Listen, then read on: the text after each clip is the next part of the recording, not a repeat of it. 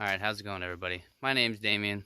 Welcome to the channel. This is Blue Collar, and we're going to be doing some work on this 67 Dodge here again. Alright, I've been doing parts for months now, and we're slowly but surely working on getting everything done.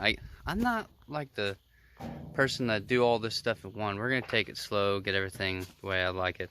Now, the last video we got into brakes. If you guys haven't watched that, feel free to go back into the video section and click on the latest one. It was the 50-minute longest video I got so far, but we did brakes on this one. Now, two things with that video: we did not do the driver's side here, and we did not do the master cylinder. And the two main reasons for that: one was the master cylinder was supposed to come in the 3rd. It is now the 5th, and guess what?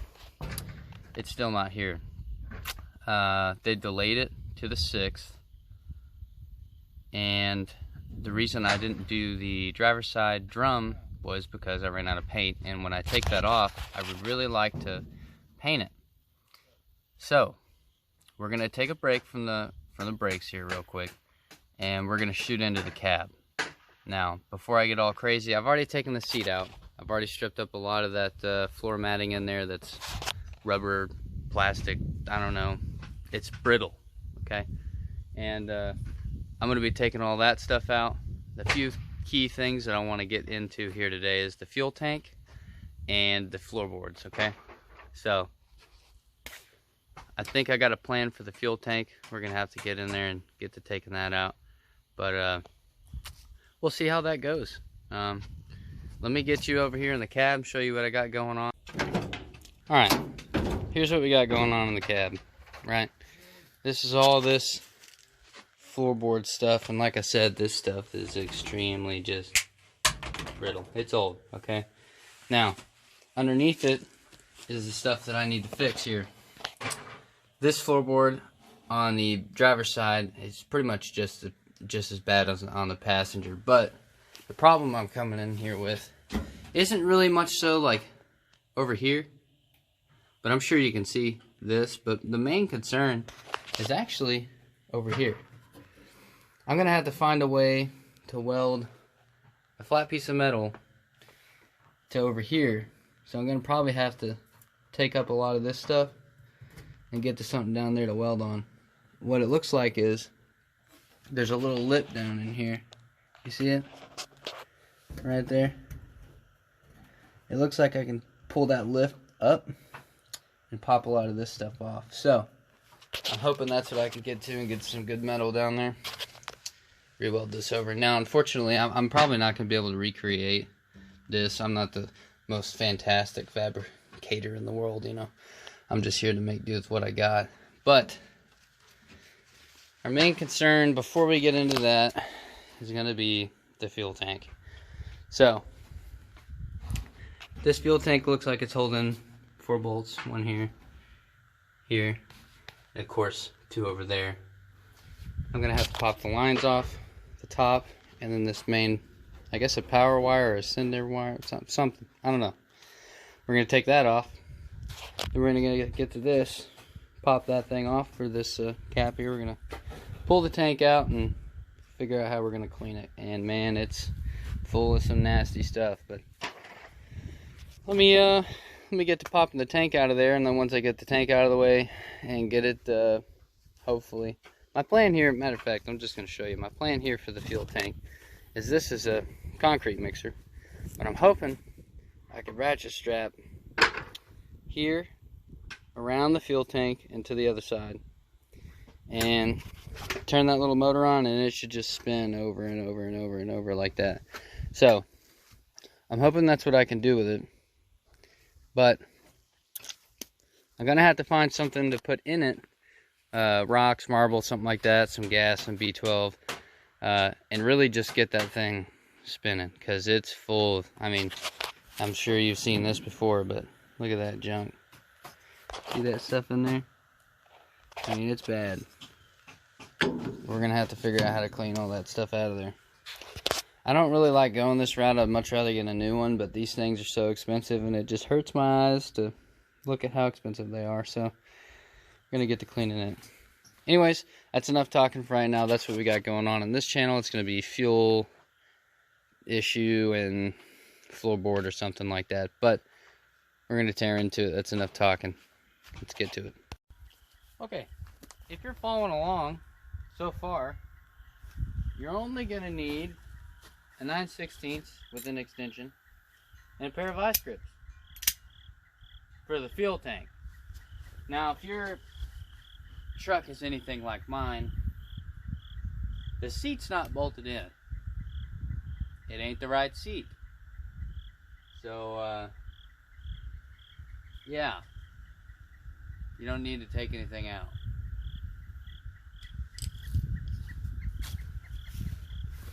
In the way, but what it looks like, this bolt here.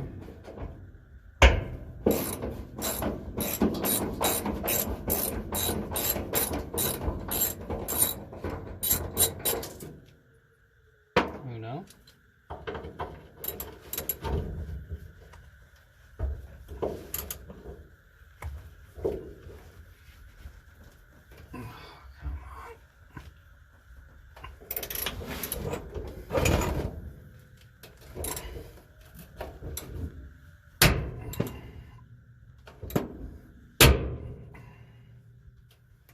Good Lord. Why are you the way that you are?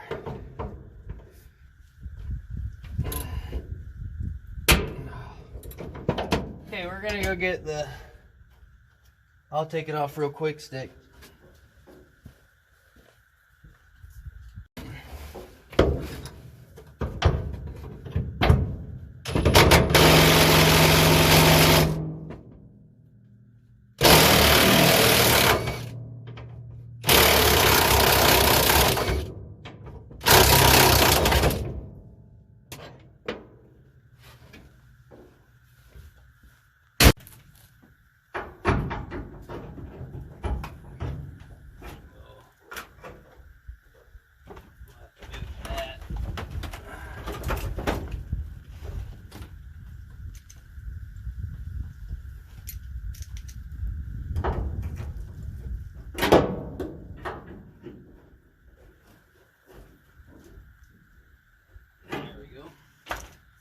For those of you that are still watching, I just moved that tab up, that's all. So I can get the socket on it. Perfect.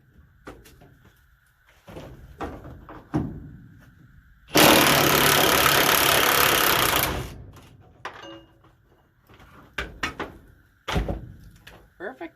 Okay, you guys just saw me take all 4 of them bolts off. Now the whole thing's loose, right? So you have this metal fuel line. It goes all the way over there. We're going to take that clip off, right, with our fancy little vice grips down here. We're going to take that clip off, slide it back, pull the rubber off that way so we can leave it on there because we're going to use it to plug it. We're going to take that wire off of there, which should pop off. I tried pulling on it a second ago. Boy, is it on there. And then we're going to pop that off for now, but we're going to have to put it back on, so we're going to have to find a way to take that filler neck out. Which it should just pop out that way.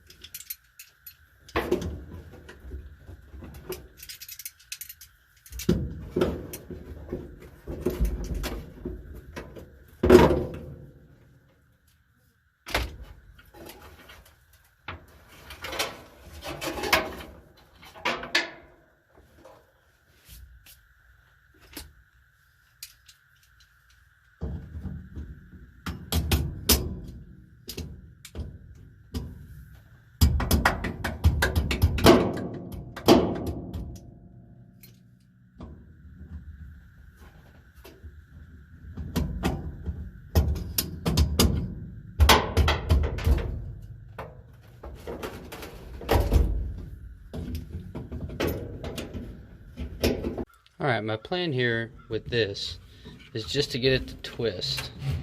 I'm probably going to have to use some vice grips or channel locks or something to grab a hold of it and twist it. Because when this rubber sits on here so long, it'll pretty much seize to whatever it's on. So you want to break that loose to try to pull it apart. I always like to do it first just to make it easier to pull them apart. You don't necessarily have to, but it makes it a lot easier. This should be the last thing I have to do. You just saw me take these clips off. And the other stuff I told you I was taking off earlier. But I'm thinking this filler neck just pushes straight out because it has this little rubber piece out here. And it should just push out. We're going to try. I don't know if I'm going to get it out or not, but we'll see what we can do about plugging this off. But let me go get some channel locks and start, you know, loosening this up. Pull it off, and then we'll get the tank out of here.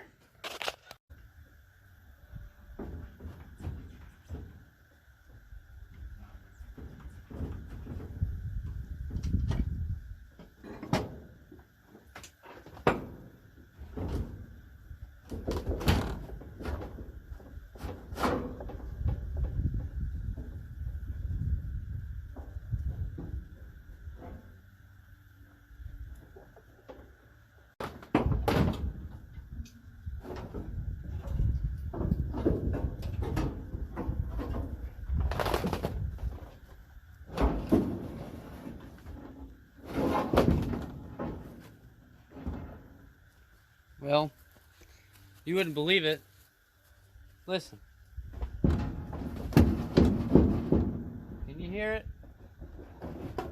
That thing's full of gas. Great. Anyways, we got it out. Need to go see if I can put it on that over there. Okay. Little pause here. I'm about to go to the house and get a drink. Anyways, if you guys are still watching this, and the people that are coming back, or somebody that just came in for the first time on the channel, I really appreciate you guys sitting here and going through this here with me. It's been a great time so far, but I just wanted to put a special thanks for those that have come out time and time again to watch these videos, and also the new people that are coming in. So thank you guys so much. Really, it's really nice to see people enjoying what I'm putting out here, because I enjoy it myself. And thank you just for you guys that are watching. Let's get back to work.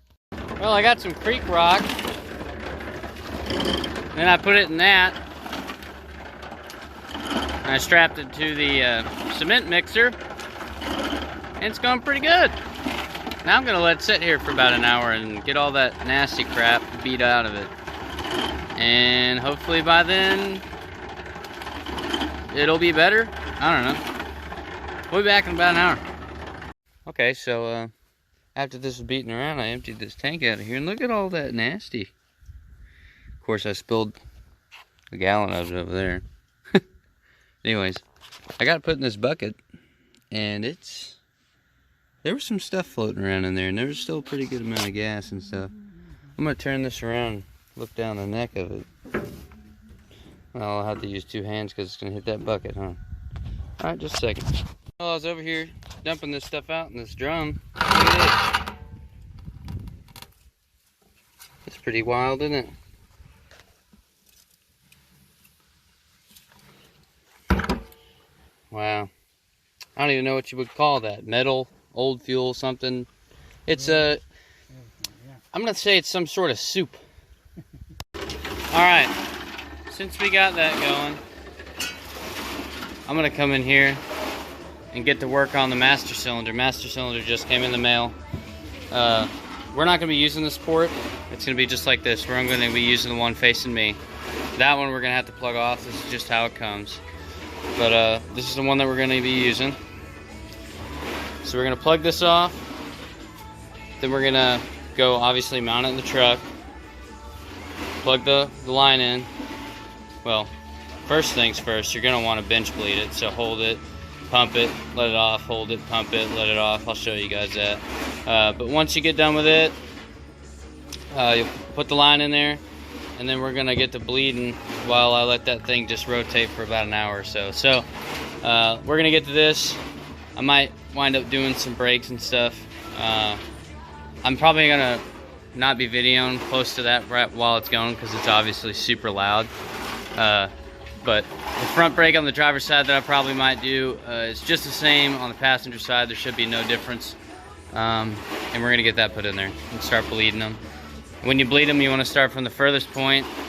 Now, not all vehicles are this way, but what I'm gonna do is I'm gonna start from the furthest point. So obviously, it's gonna be right there, and you're gonna wanna bleed the one on the passenger side rear, and then the driver's side rear, and then the passenger side front, and then the driver's side front, and then you should have brakes after that.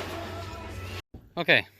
So, we got this cleaned out, and all that fuel, I put fuel, a gallon of fuel in it, and some B12 in there, and I let it circulate for another 30 minutes.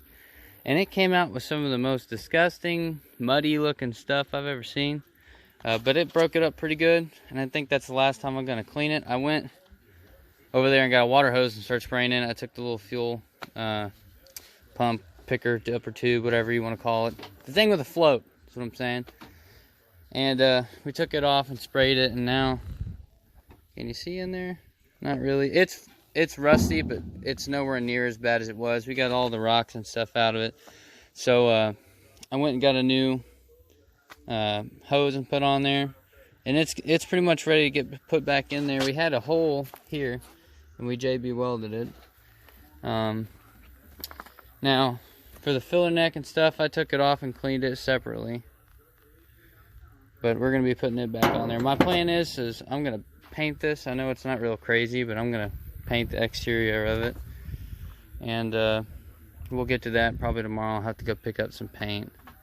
And I went ahead and I put this master cylinder in here. And of course, we forgot to put that on there. So we're going to have to do that. And of course, I put thread tape around here and there, and I didn't really think I needed it, but I did it anyways. Now, we do have a problem with this though. It's getting the pressures and stuff that it needs, but last time I was in here, this pedal wouldn't come back. See?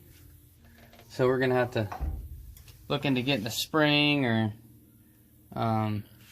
seeing what's going on here. Maybe it's not completely built pressure yet. We'll have to see what's going on there. But we'll fix this. I sprayed it with WD-40 pretty good earlier in the hopes that it would come back and not get seized up. Maybe there's a bolt up there that holds this. Maybe it's just too tight. We could try that too, but I'm gonna wind up painting that, and we're gonna clean all of this stuff out and put it back in there. So I think what I'm gonna tackle first, get to cleaning this stuff out. Of course, that'll probably be first thing tomorrow. It's getting pretty late.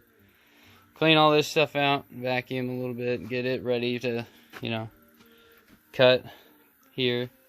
And we'll put the tank back in there after it's dried and stuff. Get the filler neck and everything put on there. And I ohmed this this out here, and it looked like every time that thing moved, the ohms would spike down and then up and down and then up, right? It looks like it'll work. So I put a float back on it because it's gone. And there's a little sock that's supposed to sit at the bottom where it picks up the yeah, it ain't there. So we'll worry about that later.